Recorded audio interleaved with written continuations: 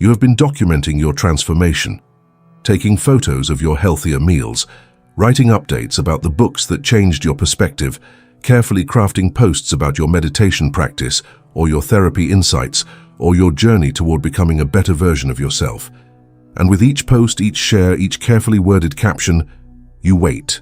You wait for the likes, the comments, the messages from people telling you how inspiring you are, how brave, how admirably you are doing the work. And when that validation comes, it feels good, it feels real, it feels like proof that what you are doing matters. But here is what you have started to notice, and it terrifies you. When you are alone, when the phone is off and no one is watching, when there is no audience to witness your growth, you are not sure you know how to keep going. The motivation dissolves. The practices feel pointless. You catch yourself thinking, what is the point of changing if no one knows about it? What you are experiencing is not laziness or lack of discipline. It is something far more profound and far more painful. You have become dependent on the gaze of others to validate that your growth is real. And now you are facing a question that no amount of external validation can answer. Do you have the courage to grow when absolutely no one is watching? This is not a question about willpower or commitment.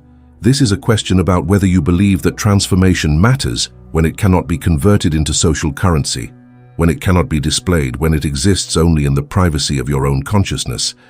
And if you are being honest, you are not sure, because you have lived your entire life in what Hannah Arendt called the space of appearance, that public realm where things become real only when they are seen by others.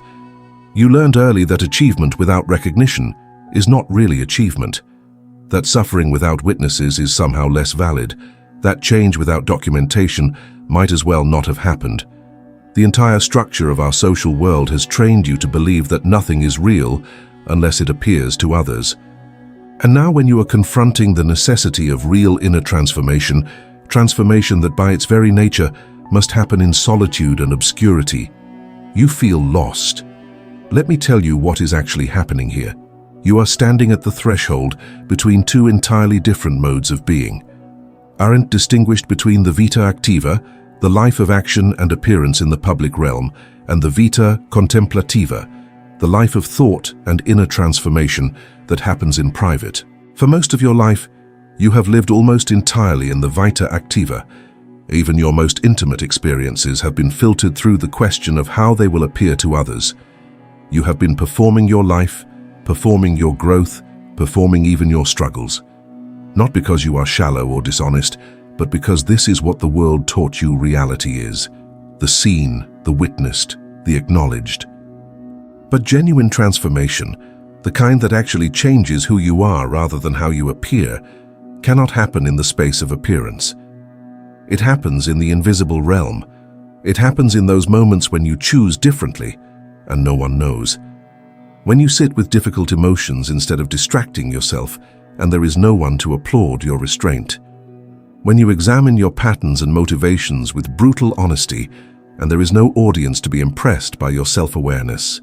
When you do the painful work of changing your relationship to yourself, and there is no one to validate that this work matters. This is why it requires courage. Not the courage to do something difficult in front of others, which is a different kind of bravery entirely, but the courage to value something that will never be seen, to invest in something that cannot be displayed, to commit to a process that offers no external proof of its importance. You are being asked to trust that transformation is real even when it is invisible, that growth counts even when it is not counted, that becoming different matters even when no one notices the difference. And everything in you rebels against this, because you have been trained to distrust the invisible, to dismiss the private, to believe that only the witnessed is valid. Consider what happens when you post about your growth versus when you simply grow. When you post, there is a completion. The experience becomes a story, becomes something that happened to you that you can then share. There is a narrative arc, a beginning and middle and end, a lesson learned that can be articulated. There is the satisfaction of expression, of being understood, of receiving confirmation that your experience resonates with others. The growth itself becomes secondary to the performance of growth. You are not actually changing, you are curating a persona who appears to be changing. But when you grow without witnessing, when you transform in the dark, there is no completion. There is no story yet. There is just the slow, often uncomfortable process of becoming different. There is confusion and backsliding and uncertainty. There is no narrative clarity, no satisfying resolution. There is just you sitting with what is difficult, choosing differently than you used to, and having no way to know if it is working because there is no external measure. If this is resonating with something you have been feeling but could not name, consider subscribing. I explore these territories every week, examining what it means to live with consciousness in a world that encourages performance, and I would be honored to have you here for this journey. The terror you feel about growing without witnesses is not irrational. You are being asked to give up the primary way you have learned to make meaning. You are being asked to trust something you cannot prove. In Arendt's language, you are being asked to step out of the space of appearance and into what she called the dark background of mere givenness, the realm of experiences that exist only for you. This is frightening because it means accepting that much of your transformation will never be validated by others, not because they do not care, but because they cannot see it. They cannot see the moment you choose to respond with patience instead of reactivity. They cannot see the internal shift that happens when you stop defending yourself even in your own mind. They cannot see the thousands of small choices you make differently. They see only the eventual result, if they see anything at all, and by then, they attribute your changes to something else entirely. Your growth is invisible labor. It produces no measurable output. It cannot be captured in a before and after. It exists only in the experience of being you. And here is what makes this even more difficult. When you grow for an audience, you receive constant feedback that tells you if you are doing it right. People respond, they encourage, they tell you what resonates. You have external validation that you are on the right path. But when you grow in the dark, you have only your own sense of what matters. You have to trust yourself completely. You have to believe that the changes you are making are worthwhile even when no one confirms this. You have to develop what Arendt would call the capacity for internal dialogue, the ability to keep yourself company, to be your own witness. This is much harder than it sounds, because when you are your own only witness, there is nowhere to hide from yourself. You cannot perform for yourself. You cannot curate the narrative. You have to face what you actually are, not what you wish to appear to be. You have to sit with your motivations without the buffer of external interpretation. You have to know yourself without the mirror of how others see you. I want you to pause here and really consider what I am about to ask you. How long have you been performing your growth for others? How long have you been waiting for validation, that you are doing it right, that you are enough, that your transformation matters? I know many of you watching this have never admitted this out loud, that you have been carrying the shame of needing an audience for your healing, for your changes, for proof that you are becoming better. But naming this changes something. The moment you acknowledge it, even just in a comment below, you stop pretending it is not true. So let me ask you directly. When was the last time you did something for your growth that no one knows about? When was the last time you chose differently and told no one? And if you cannot find words right now, if acknowledging this feels too vulnerable, just type this: I have been performing. That is all. Those 4 words. Because when you do, you give permission to dozens of others to admit it too. Your honesty breaks the silence that keeps all of us trapped in the performance. So share in the comments. Tell me what you have been afraid to admit. I read everyone, and I promise you, you are not alone in this. Let us go deeper into why this matters so much. Arendt understood something crucial about human existence. She understood that we are not simply social beings who need others to survive. We are beings who need others to confirm that we exist at all. In her analysis, the space of appearance, the public realm where we act and speak and are seen by others, is what makes reality real for us. Things that happen only to us, that no one else witnesses, have a phantom quality. We doubt them. We question whether they really happened the way we remember. We need others to verify our experience. This is not a flaw in human nature. This is how we are constituted. We depend on what Arendt called plurality, the fact that we exist among others who see us from different perspectives and thereby confirm our reality.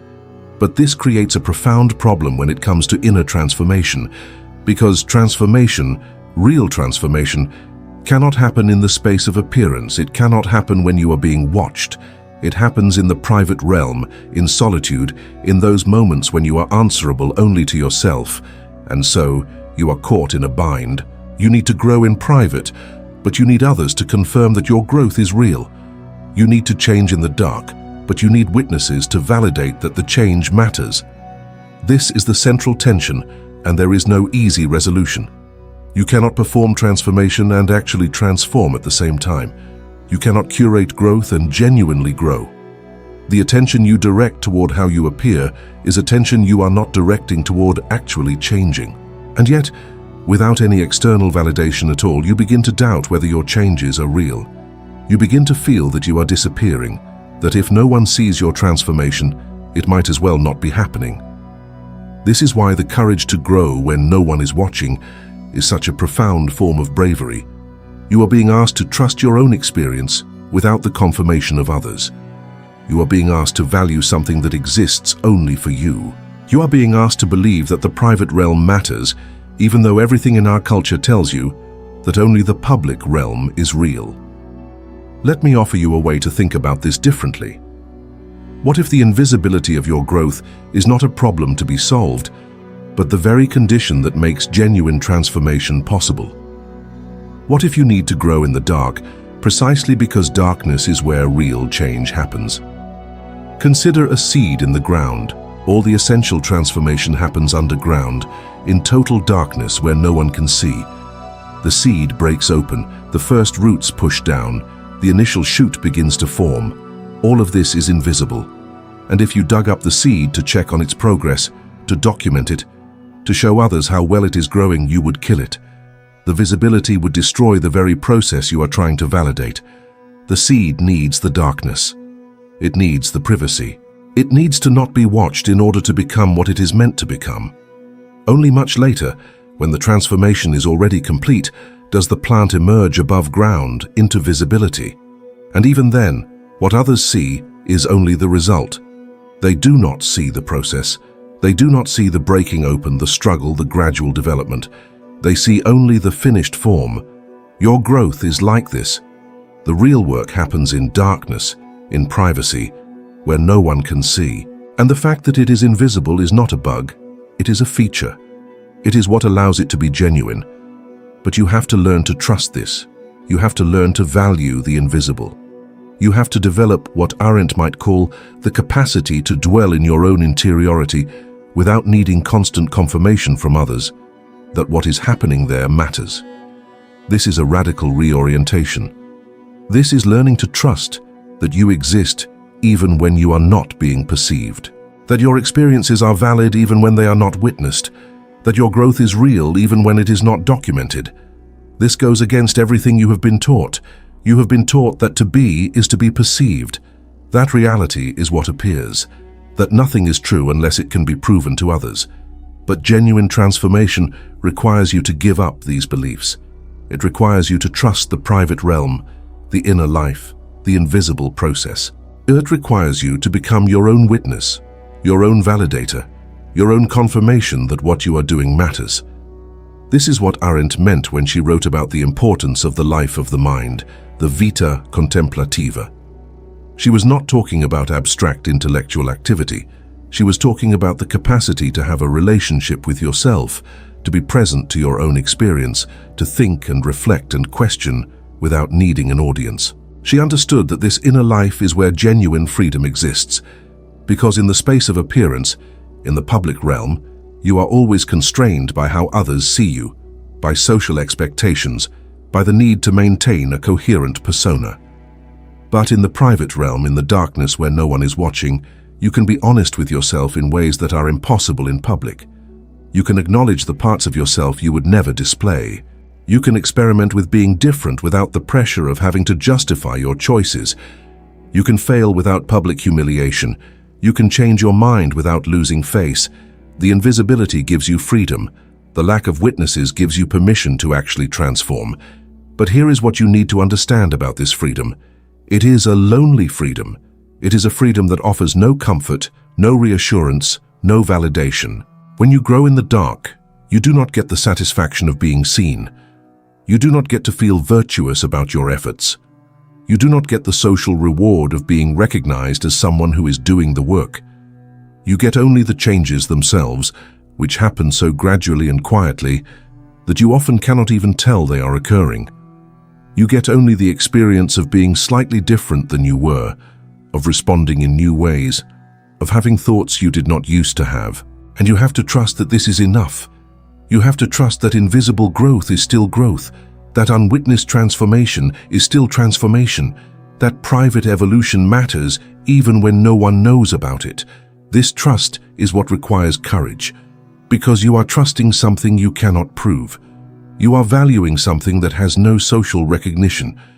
You are investing in something that may never be visible to anyone else. And in moments of doubt, and there will be many moments of doubt, you will question whether any of this is real. You will wonder if you are just deluding yourself. You will be tempted to go back to performing your growth for others, because at least then you had confirmation that something was happening. The invisibility will feel like emptiness. The privacy will feel like isolation. The lack of witnesses will feel like evidence that nothing you are doing matters. But this is precisely when the courage is required. This is when you have to choose to trust the invisible process, even when everything in you is screaming for validation. Let me tell you something that might help. The people in your life will eventually see the results of your hidden growth. They will notice that you respond differently to conflict. They will see that you are less reactive, more present, more genuinely yourself. They will experience the changes without knowing what created them. And they will not understand how difficult it was, how much courage it took, how many invisible choices you made in the dark when no one was watching. They will not know about the thousands of moments when you chose differently and told no one. They will see only the person you have become, and they will think it happened easily, naturally, that you were always this way. And you will have to be okay with that.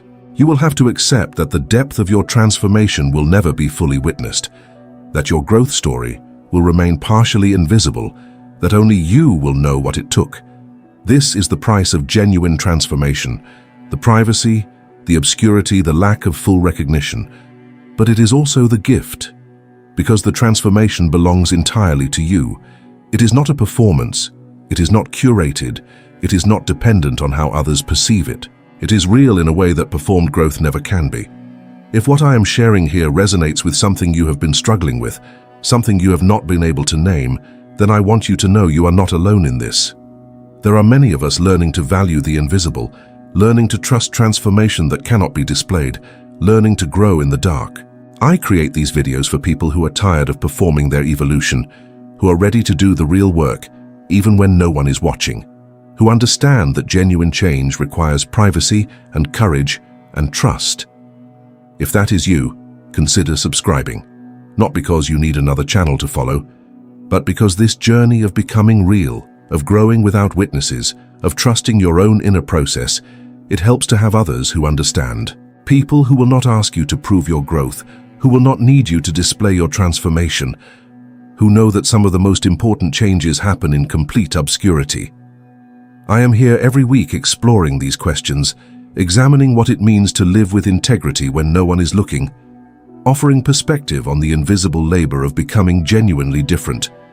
And I would be honored to have you as part of this community of people who are brave enough to grow in the dark. So if this feels right, hit that subscribe button. Let me know in the comments what part of this exploration landed for you. Your reflections often illuminate dimensions I had not considered, and I read every single one.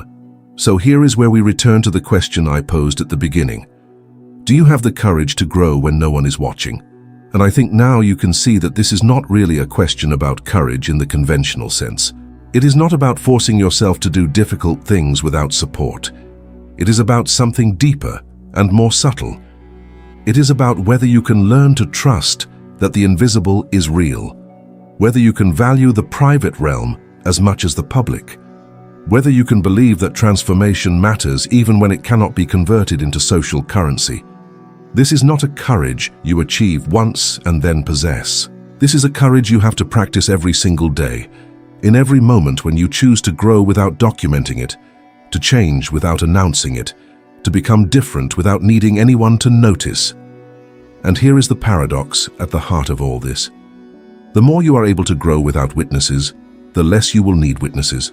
The more you learn to trust your own experience without external validation, the less dependent you will become on that validation. You will develop an internal sense of what matters that does not require confirmation from others. You will know when you are aligned with your own values, not because anyone tells you, but because you feel it. You will recognize your own growth, not because it shows up in metrics or feedback, but because you experience yourself differently. You will become your own authority, your own witness, your own source of validation. And this will free you in ways you cannot yet imagine. You will no longer be constrained by the need to make your growth visible. You will no longer be performing for an audience. You will be simply living, simply choosing, simply becoming more of who you actually are. And some of it will be seen by others, and much of it will not, and you will be at peace with both.